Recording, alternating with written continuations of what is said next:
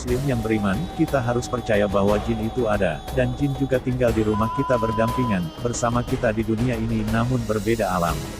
Akan tetapi jin yang tinggal di rumah kita, bisa melihat manusia sedangkan pada umumnya manusia tidak dapat melihat keberadaan jin. Allah berfirman, sesungguhnya ya, jin, dan pengikutnya melihat kamu, manusia, dari suatu tempat yang kamu tidak bisa melihat mereka. Surah Al-A'raf ayat 27.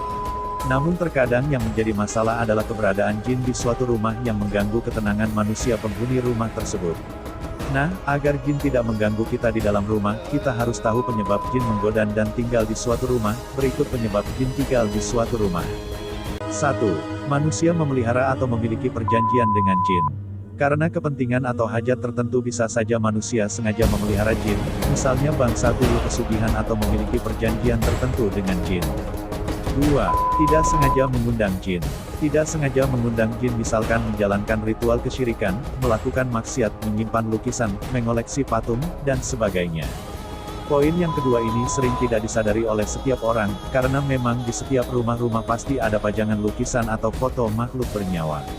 Memajang lukisan atau foto makhluk bernyawa tidak hanya akan mengundang jin bahwan malaikat enggan masuk rumah yang didapati gambar makhluk bernyawa di dalamnya. Rasulullah bersabda, sesungguhnya para malaikat tidak akan masuk ke dalam rumah yang terdapat gambar di dalamnya. Hadis Al-Bukhari, 3224. 3. Mendapat kiriman jin atau sihir. Rumah kita dihuni jin bisa juga disebabkan akibat kejahatan orang lain, dalam makna ada orang yang sengaja mengirim jin atau sihir ke rumah kita, misalnya santet atau tenun.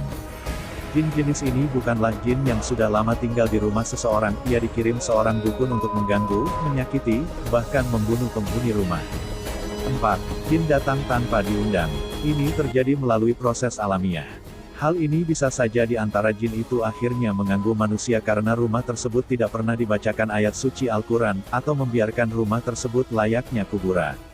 Rumah yang tidak bedanya dengan kuburan adalah rumah yang penghuninya tidak pernah membaca Al-Quran di dalamnya, maka tak heran jika rumah tersebut didatangi oleh jin dan mengganggu penghuninya.